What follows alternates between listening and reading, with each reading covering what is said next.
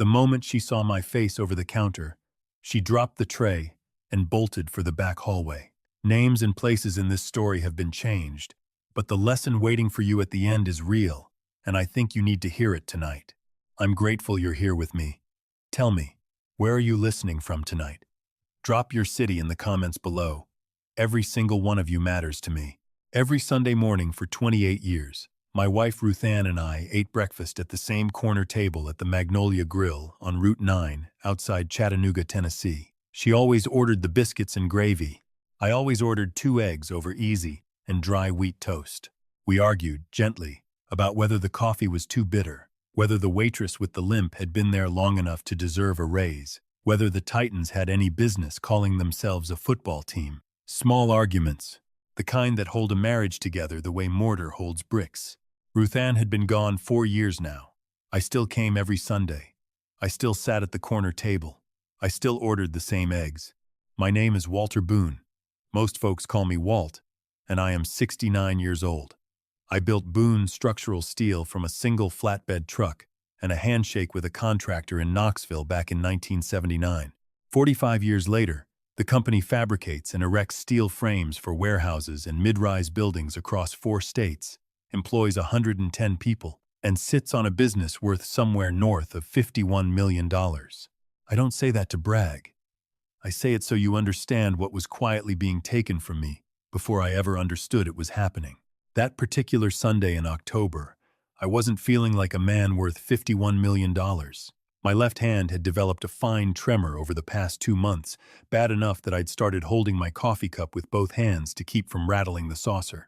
My doctor called it essential tremor, combined with blood pressure fluctuation, adjusted my medication twice, and told me to cut back on stress. The dizzy spells kept coming anyway, worst in the mornings, an hour or so after my first cup of coffee from home. "You holding up okay, Walt?" asked Donna, the Sunday morning waitress, topping off my cup without being asked. She was maybe 55, built like a woman who'd carried heavy trays her whole adult life, because she had. "Fine as I'll ever be," I told her. "Same order, Donna." She didn't even write it down anymore. My son Bradley had called that Friday. He called most days now, checking in, he said, asking about my sleep, my appetite, whether my hands were steadier. 2 months back, he'd started bringing me a thermos of coffee every morning from a place downtown called Founder's Roast, dark roast, no sugar, the way I liked it. Said it was his way of looking after his old man since Mom passed. I'd been grateful, genuinely grateful, the way a father feels when his grown son finally starts paying attention. I turned my coffee cup in my hands and thought about Bradley, 36 years old, tall like me but leaner, with Ruth Ann's green eyes and her habit of tilting his head when he was listening, or pretending to. He'd worked inside Boone Structural for 11 years, running our project bids and client accounts. Smart, ambitious, sometimes too much of both. 18 months ago, he'd pushed hard for us to bid on a risky high-rise contract in Nashville that would have stretched our credit past what I was comfortable with. I'd said no. He'd gone quiet after that in the particular way a father mistakes for growing up. The bell over the grill's front door jangled. A table of construction guys near the window laughed too loud at something on somebody's phone. And that's when I heard footsteps coming from the kitchen side. Slow, heavier than they should have been for someone young. I looked up without deciding to. A young woman pushed through the swinging door carrying a tray of waters. She wore the standard Magnolia Grill uniform, black slacks, a green polo, an apron tied twice around a belly it could barely contain anymore. Her blonde hair had come loose from its clip on one side. Her ankles were swollen above her sneakers. She moved with the careful, determined effort of someone 8 hours into a shift who refused to let anybody see how much it hurt. 7 months pregnant, maybe more. Then she turned toward the light, and my heart slammed against my ribs so hard I felt it in my throat. I knew that face, the small dimple in her left cheek, the scar above her eyebrow from a horse riding accident she'd told us about at our very first Thanksgiving together.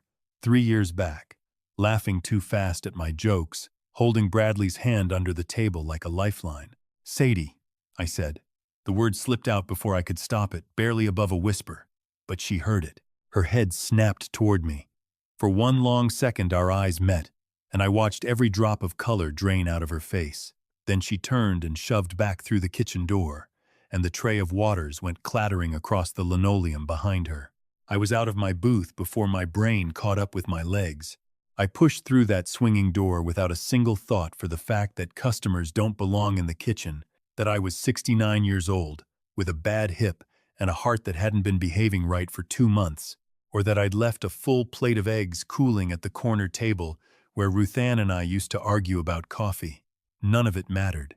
The kitchen hit me like a wall of steam and fryer grease and shouted ticket numbers. I found her in the dry storage alcove near the walk-in, her back pressed against a shelf of canned tomatoes, both hands wrapped around her belly, chest heaving. "Sadie," I kept my voice low, the way you talk to somebody standing near a ledge. "It's Walt, just Walt. You need to go back out front, Mr. Boone. Please, I can't do this right now. You're shaking." "I'm fine." Her voice cracked on the second word.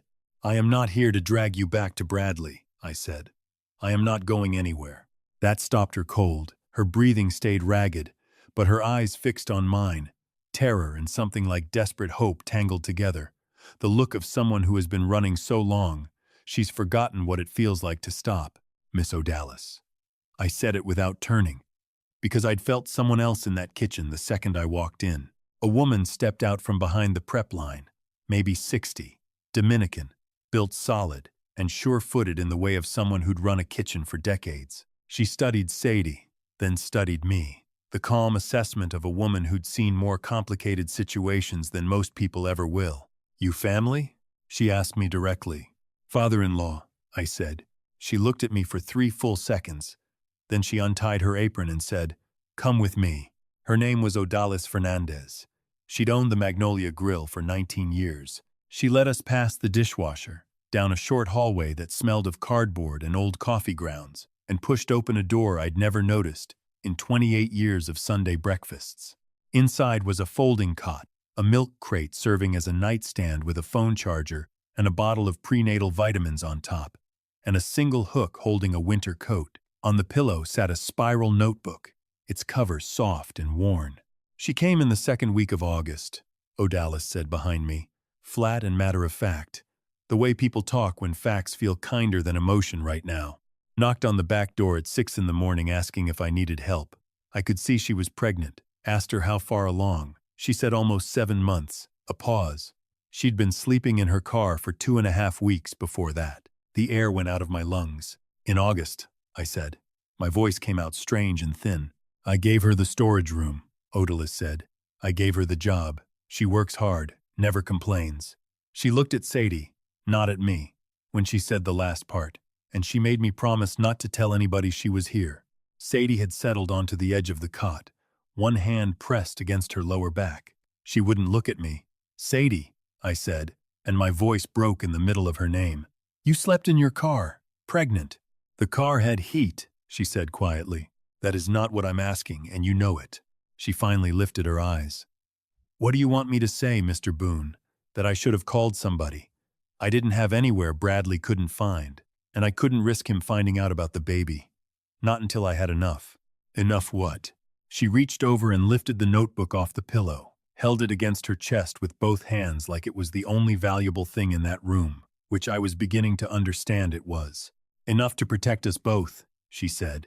I looked at the notebook, then at her face, the exhaustion written into every line of her, the deliberate straightness of her spine. Then I looked down. Tucked beneath the edge of the cot, wrapped carefully in a plastic bag, sat a pair of ivory satin heels, wedding shoes. My throat tightened until I couldn't swallow. She'd carried those through all of it. "What did Bradley tell you?" I managed, "when he made you leave?" Her chin lifted. "He didn't tell me anything, Mr. Boone. He changed the locks while I was at a doctor's appointment. There was a box of my things on the porch, and a note that said the marriage was over and I shouldn't contact him or his family again. He told me you left," I said. "He told all of us there was another man." She only nodded, slow, like she'd already run this conversation 100 times in her head. "I know what he told you, and I know you believed him." A pause. "I don't blame you for that, Mr. Boone. He's very good at it." She opened the notebook to the first page and turned it toward me, careful handwriting marching down the margin in dates.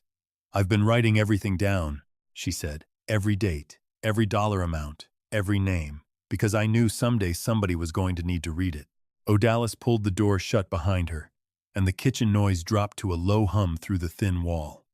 I dragged the plastic chair over and sat facing Sadie, close enough our knees nearly touched. "Start from the beginning," I said. "Not for me. For yourself." "It didn't happen all at once," she told me. "That was the hardest part to explain. You don't wake up one morning and realize your husband has become somebody else. It happens in pieces so small you convince yourself you're imagining it." The first piece was the health insurance. In June, at her OB appointment, the receptionist told her the coverage had been terminated. She'd assumed a billing error, called from the parking lot. They told her she'd been dropped from the policy back in April, 2 months before she even knew. "He never said a word," I said, my stomach dropping. "While I was 14 weeks pregnant," she said. She turned another page. In July, he'd taken her name off the lease. She found out when the landlord called to confirm a change of occupancy. In early August, he closed their joint checking account and opened a new one in his name alone. And 2 weeks before she came to the grill, he changed the emergency contact at his office from her name to another woman's. "Camille Whitfield," Sadie said. "She started coming around about 7 months back. Bradley introduced her as a structural consultant, said she worked with one of the fabrication vendors." A pause. "She wasn't there for the steel business, Mr. Boone. She was there for the business of getting rid of me." My hands gripped the sides of the plastic chair hard enough to feel the plastic flecks. Sadie described the dinners. Camille at the kitchen table eating food Sadie had cooked, Bradley laughing at her jokes, refilling her glass, forgetting Sadie's name twice in one evening. The night the locks were changed, Sadie had been at her 26-week appointment. She came home, and her key didn't turn. There was a cardboard box on the porch, and no note, though Bradley later told everyone there had been one. "He told me you had been seeing someone else," I said, voice rough. "That you took $8,000 out of the account and disappeared." She laughed, a short sound with no humor in it. "There was $390 in that account when he closed it. I have the screenshot." She flipped to the back of the notebook, showed me a folded printout tucked into the cover. I took nothing. I had nothing to take. I pressed both hands over my face. My eyes burned. "I believed him," I said into my palms. "God help me. I believed every word." "I know you did," she said. "And it wasn't accusation. It was something worse. Understanding. He's your son. Of course you believed him. Why didn't you come to me?" I asked. "Why didn't you call me directly?" Her expression shifted, grief and hesitation moving behind her eyes. "I did," she said quietly. "I tried. 3 times in July I drove to your house, Mr. Boone. Every time, Bradley answered the door before I could ring the bell. Told me you were resting, that it wasn't a good time." She held my gaze. "The 3rd time, he said something that scared me enough to stop trying. I went very still." "What did he say?" She reached into her apron pocket and pulled out a folded piece of paper, soft at the creases. "He left this under my windshield wiper." I unfolded it. Bradley's handwriting, unmistakable. "If you come back here again, I will tell my father you threatened me. I will have you evaluated. Nobody believes a woman with a documented history of instability. You'll lose the baby. Walk away now, and at least you keep that." The paper shook in my hand, not from the tremor, from something colder. "There's one more thing," Sadie said. "You told me tonight before you saw me that this had to do with your health." I looked up. "Tell me what you meant." "Your coffee, Mr. Boone," she said. "The thermos Bradley brings you every morning. We need to talk about what's in it." My blood pressure medication was Verapamil, 5 milligrams once daily, the normal dose. Sadie's voice was steady, rehearsed, the voice of a woman who'd practiced this in the dark. "In higher doses, 15 or 20 milligrams, it causes severe dizziness, tremor, fatigue, no sleep fixes. Especially in a man my age. It can look exactly like natural decline." "Camille has a cousin who works at a pharmacy in Cleveland, Tennessee," Sadie said. I watched her hand Bradley a small bag of loose tablets the 3rd week of August. I wrote the date down. She pointed to the entry. "That was the same week your dizzy spells got worse." The bottom dropped out of my stomach. Every morning for 2 months, Bradley setting that thermos on my counter with a smile. "Drink up, Dad. You need the energy." Me wrapping both hands around it, grateful. How long have you known? I demanded. Since the middle of September, she said. I've spent those weeks building a case that would actually hold up. If I'd gone to the police in August with nothing but what I saw across a kitchen, what happens? Bradley says I'm lying. Camille backs him up, and you'd have believed them. I would have, I admitted. She held my gaze without flinching. Yes, I drove Sadie to a Hampton Inn off the interstate that night. Booked the room under my driver's name, Desmond Price, paid cash. I didn't sleep. Instead, I drove home, walked past the untouched coffee thermos on the counter, and went straight to Bradley's old bedroom, the one I hadn't changed since he moved out. In the bottom drawer, beneath a shoebox of report cards and a photograph of him at 8 grinning on the hood of my first flatbed truck, I found a plain white envelope. Inside, a folded letter in careful handwriting, and a sonogram, printed type in the corner reading, 12 weeks, 4 days, June 3rd. My grandson, 12 weeks old in that image, 4 months before I even knew he existed. The letter was Sadie's. Dear Mr. Boone, I have driven to your house 3 times this month. Each time, Bradley answered, before I could ring the bell.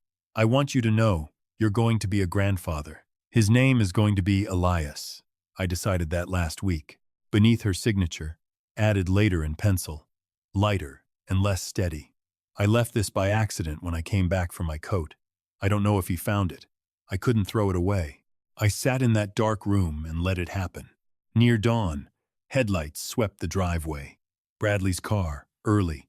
I sat at the kitchen table, hands folded, steady. Morning, Dad, he said, setting down a thermos with 2 cups this time.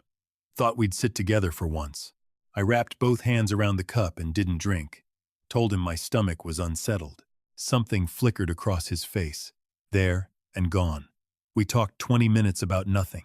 A contract renewal. A warehouse roof needing repair. I watched his eyes track my cup the whole time, the way a man watches a card face down on a table. After he left, I sealed the untouched coffee in a Ziploc bag and called Dr. Marcus Whitlow, a doctor I'd known from the Rotary Club for 15 years. Quiet and precise. The kind of man who didn't gossip. He tested the sample in his private office that afternoon. Concentration consistent with 15 to 20 milligrams, dissolved, 3 to 4 times my prescribed dose. Walter, he said, what you're describing is deliberate, sustained poisoning. I have reporting obligations. I know, I said. Give me 72 hours. I have evidence to organize first. He studied me a long moment. 72 hours. Not because I'm comfortable with it, because I trust you know what you're doing. That afternoon, I drove across town to a cinderblock auto shop on the industrial side of Chattanooga. 11 years earlier, I'd fired a warehouse manager named Reggie Baptiste over a contract bid leak, trusting a lawyer's evidence instead of the man who'd looked me in the eye and said, I didn't do this, Mr. Boone. I'd let him walk out anyway. Standing outside his shop with a sealed bag in my jacket pocket, I understood I'd simply chosen not to look harder for the truth back then. I owe you an apology 11 years overdue, I told him, and I need your help, in that order, if you'll give me 5 minutes. Reggie listened, arms crossed, grease-stained and unreadable. When I finished, he reached into a desk drawer and set a USB drive on the table between us. My cousin does the books for a smaller fabrication outfit over in Dalton, Georgia, he said. 8 months ago, Bradley approached their owner about buying them out. During due diligence, my cousin noticed wire transfers that didn't match any legitimate vendor invoice. He pulled the records before the deal fell apart. 14 transfers over 16 months, $940,000. Routed through 3 LLCs, he couldn't tie to any real business. Why didn't you take this to the police yourself? I asked. Without you filing as the owner, there's no crime to investigate, he said. And because I wanted you to have it first. A forensic accountant named Priscilla Odom, who'd done our internal audits for years, confirmed within 20 minutes that the LLCs were registered under the name of Camille's aunt, a 70-year-old woman in Cleveland, Tennessee, who almost certainly had no idea her name was on the paperwork. This wasn't Bradley's idea, Priscilla said. This is somebody who's done it before.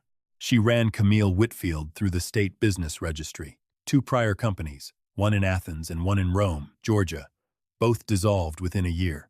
both leaving behind unresolved creditor claims totaling over $500,000.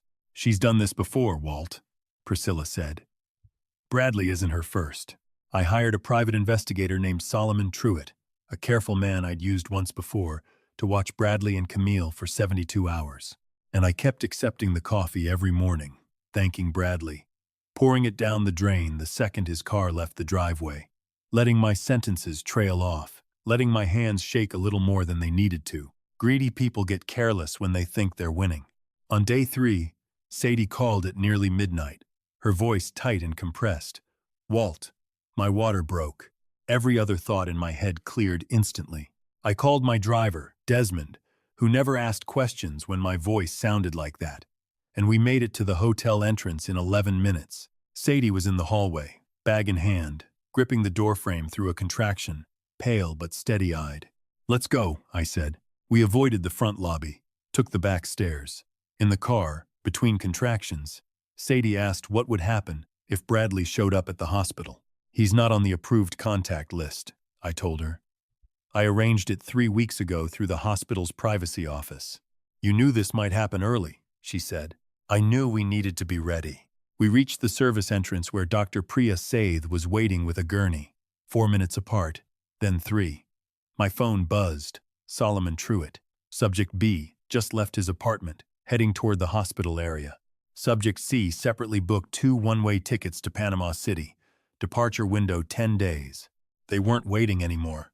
I sat in an empty waiting room beneath humming fluorescent lights, holding Ruth Ann's old phone, which I'd charged and carried in my jacket without fully knowing why. In her notes app, beneath grocery lists and a lemon bar recipe, I found an entry dated 18 months before she died.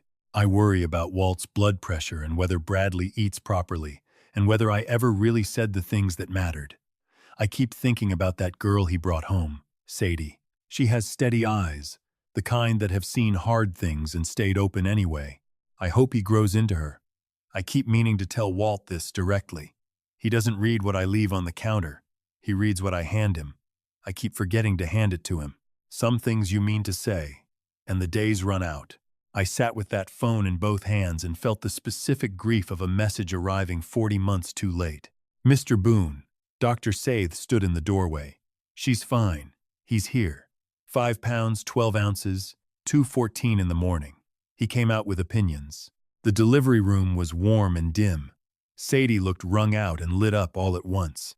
The nurse placed him in my arms, small and impossibly heavy for something so light, his hands fisted with absolute conviction. I looked at his left shoulder where the blanket had folded back a small oval birthmark, brownish pink. I had one exactly like it. My father had one. Bradley did not. Hey, Elias, I said, voice barely above a whisper. I'm your grandfather. I know we're meeting later than we should have. That's on me. But I'm here now, and I'm not going anywhere. Sadie cried the way water goes over a dam once the level's high enough. Everything she'd been holding for 7 months finally letting go. My phone buzzed. A text from Bradley. I know she's there. I know about the baby. You have until morning to make this right, old man. Or I will. I typed back 4 words. Come ahead. I'm ready. At 7 the next morning, I called him, told him I'd had a bad night, that I wanted to talk about the company. He arrived in under an hour, eager, believing he'd won. He stopped in the kitchen doorway when he saw the folder on the table. Sit down, Bradley, I said. I laid it out piece by piece. 14 wire transfers, a pharmacy record, doctor, Whitlow's toxicology report, an insurance beneficiary amendment naming Bradley for $11 million, filed the same week. My dizzy spells worsened. His face went hollow, the color draining out of it. Camille said the doses were safe, he said. Said it would just make you tired enough to sign things. He pressed his hands over his face. I swear I didn't know she meant to. Elias Walter Boone was born at 2:14 this morning, I said. 5 pounds, 12 ounces. He has the family mark. You have a son, Bradley, and because of what you and Camille did, he came into the world in a hotel room emergency instead of with his family around him. From the hallway, Detective Renata Aguilar stepped into the kitchen with 2 uniformed officers behind her. Was any of it real? Bradley asked me, as they cuffed his hands. I loved you every day of your life, I said. Even today. That's what makes this the hardest thing I've ever done. Camille was caught at the airport that same morning. 2 packed bags and a one-way ticket to nowhere she'd ever see. Bradley pleaded guilty that winter to fraud, theft, and attempted poisoning, and received 16 years. Camille, on the additional weight of her prior schemes in Georgia, received 15. I didn't attend either sentencing. I stayed home with Elias. I bought the deed to the Magnolia Grill that spring and let Odalis keep running it exactly as she always had. I gave Reggie Baptiste a real job as director of operations at Boone Structural, one he could say no to and it wouldn't change a thing between us. He didn't say no. Sadie and Elias were legally recognized as family by early April, the papers framed and hung in my hallway beside a photograph of Ruth Ann and me from 1994. Sadie's parents drove up from Kentucky with 2 casseroles and a hand-knit blanket, and her father shook my hand with both of his and said thank you, like it carried everything it needed to. In the yard that April, I held my grandson while he studied the new leaves on the maple tree with the seriousness of a scientist. I hadn't noticed spring arrive in 3 years. I'd been too busy performing my own slow disappearance. Looking back now, I keep coming to one simple truth it took me 69 years to fully understand. You can build a fortune with your own 2 hands, but you cannot buy back the moments you were too busy to notice. I wasn't the father I should have been. I gave Bradley everything except my actual presence. And a child who grows up watching an empty chair eventually learns to fill it with something dangerous. Don't make the mistake I made. Don't measure your worth by the size of your bank account. Measure it by whether the people who needed you actually felt you there. If any part of this reached something real in you tonight, tell me in the comments what you would have done differently. Share it with someone who needs to hear it. And if these stories have earned a place in your evenings, stay with me, because there's more to come. Thank you for staying until the very end with me tonight.